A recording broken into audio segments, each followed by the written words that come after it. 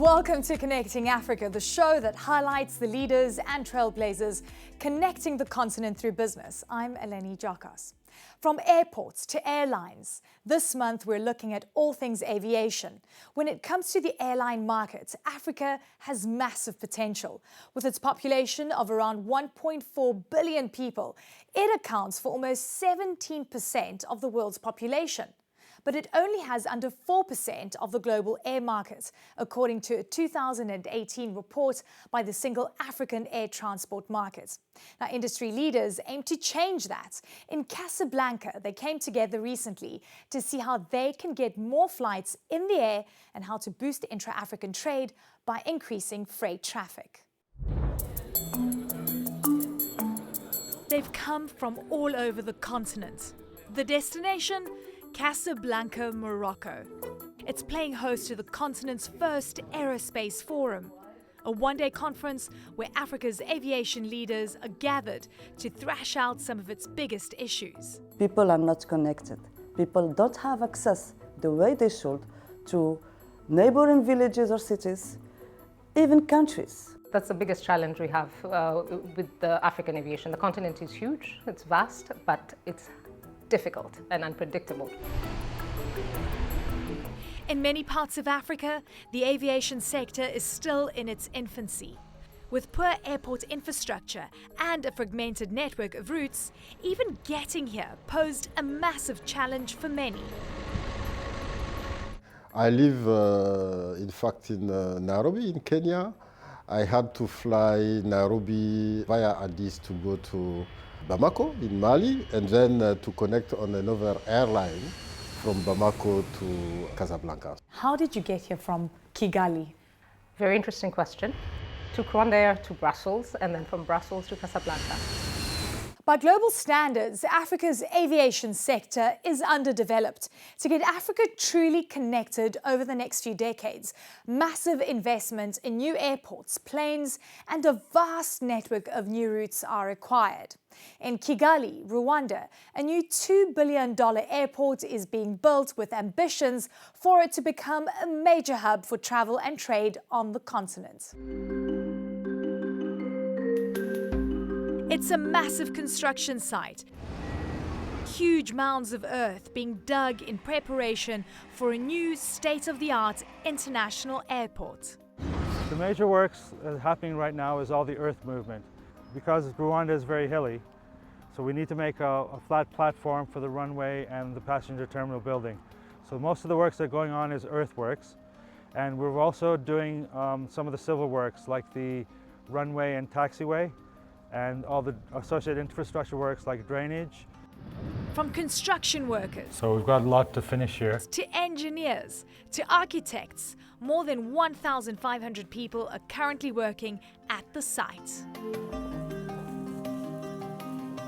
It is located more or less 40 kilometers from the city center, Kigali, the capital city. So the airport is designed in phase 1 for 8.2 million passengers per year.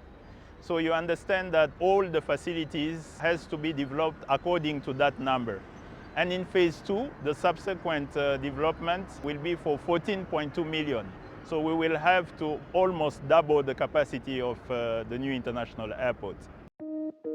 The $2 billion project, according to the developers, will have world-class facilities, including the construction of cargo infrastructure that should increase intra-African trade.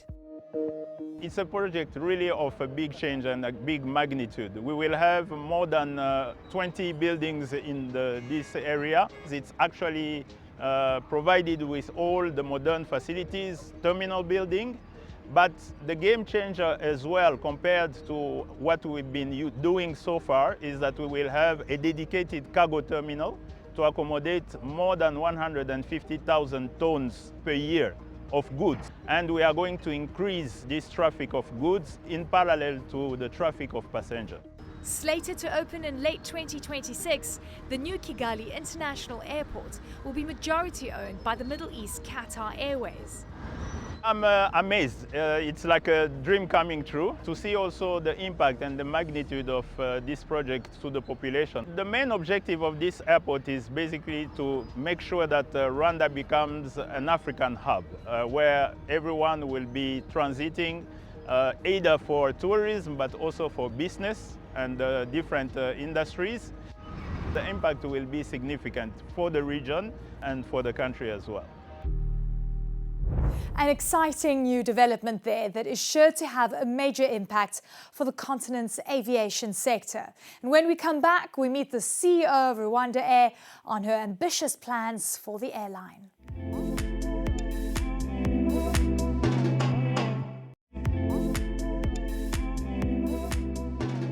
Welcome back to Connecting Africa, where this month we are talking all things aviation.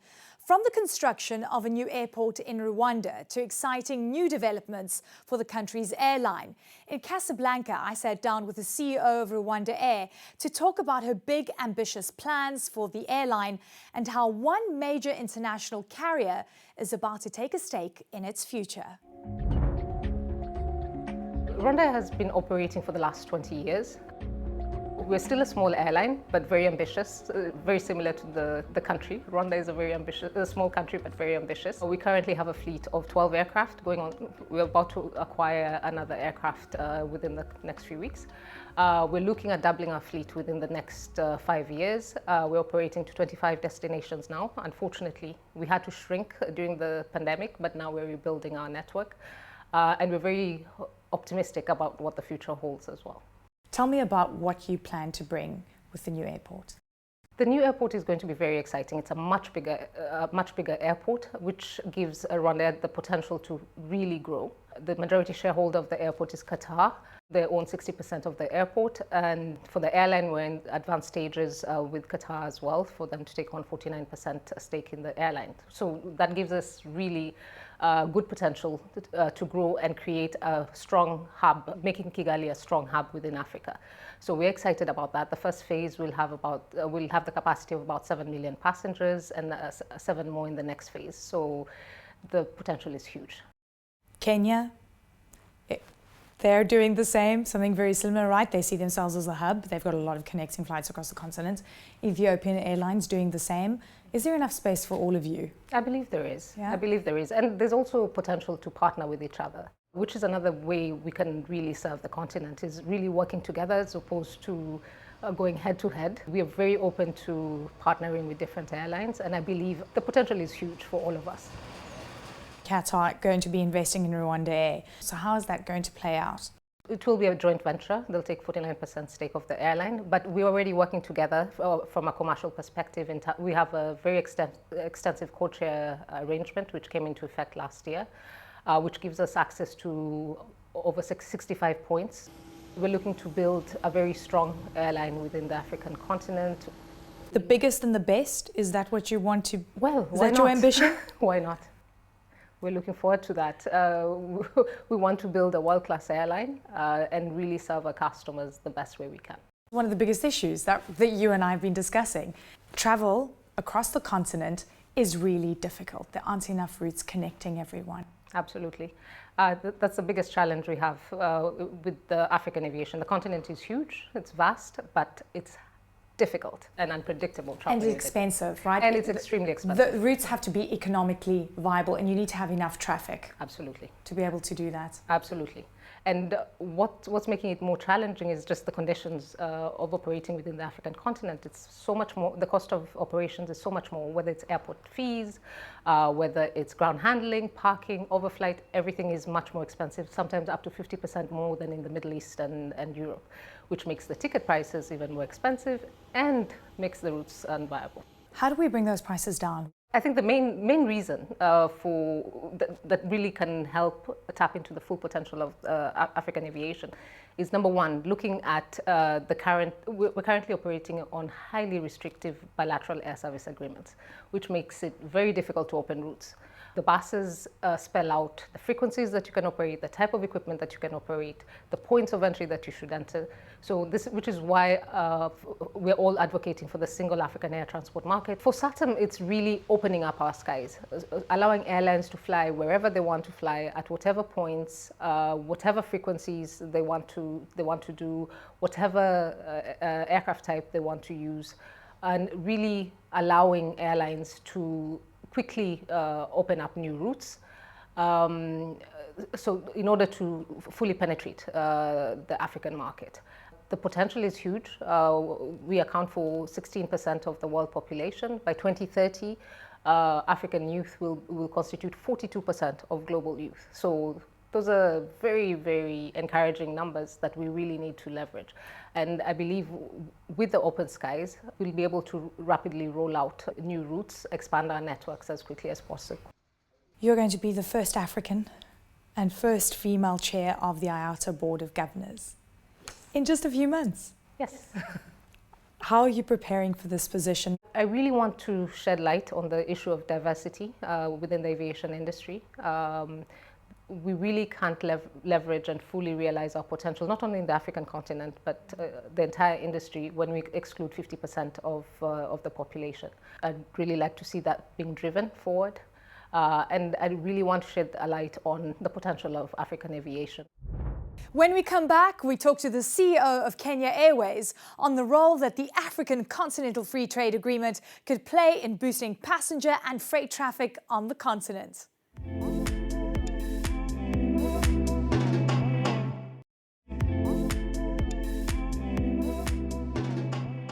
Welcome back to Connecting Africa, where this month we are talking to key decision makers in Africa's aviation sector, leaders who are aiming to increase air connectivity and intra-African trade across the continent.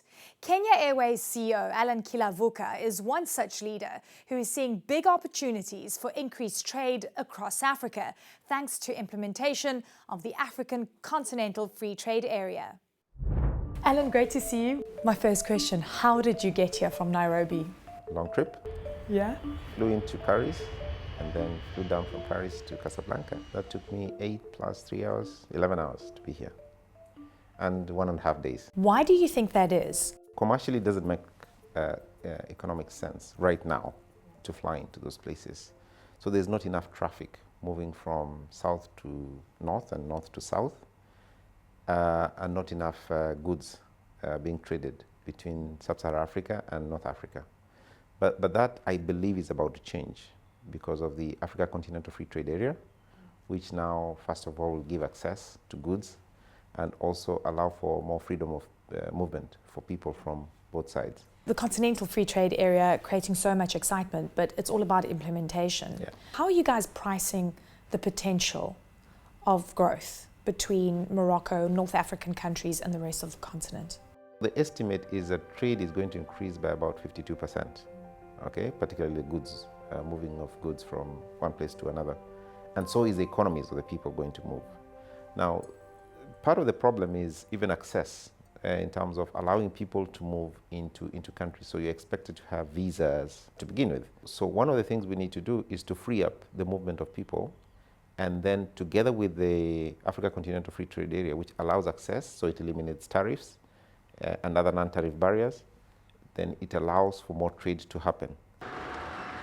From there on, we need to partner with the traders and the tourists so that we provide the logistics for moving both people and goods into and out of Sub-Saharan Africa. And it's something that the East African community has been able to really do well on. Within East Africa, for example, if you want to travel within East Africa to the 5 countries, most of the countries you don't need a passport. You can travel with your identification card, which is unique in Africa, right?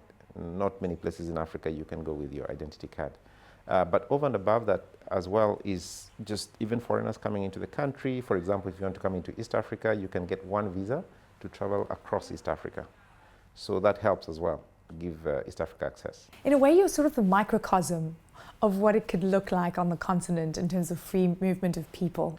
That's exactly the point. And what we have said is, even when it comes to liberalization of the aviation, we could start with pockets East Africa, Southern Africa, West Africa, and see how that works. And then before we blow it out, because I know it's big. We have 55 countries, a very large continent. So it's a large thing. It's a large project to implement all at once. So if you implement it in pockets and then roll it out, then that makes much more sense. You're looking to work even closer with South African Airways, for example. You're looking for new code share opportunities as well. Could you take me through that strategy in terms with working with other airlines and what that could mean for you? We have a bigger vision though.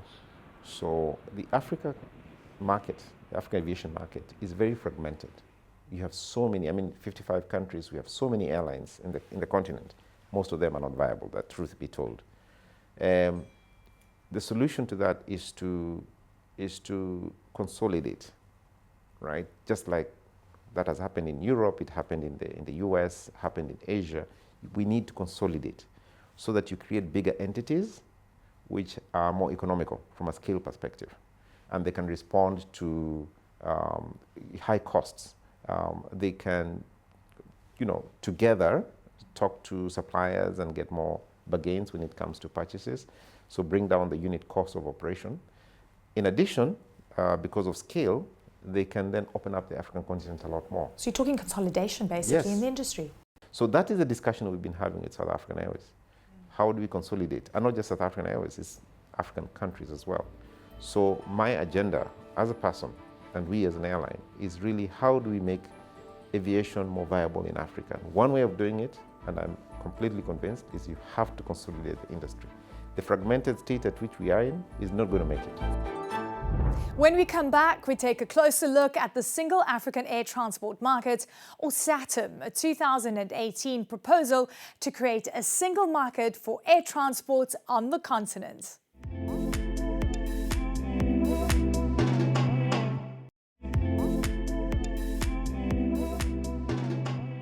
Welcome back to Connecting Africa, where this month we're looking at the aviation sector. To get Africa connected, the Single African Air Transport Market, or SATM, was launched in 2018.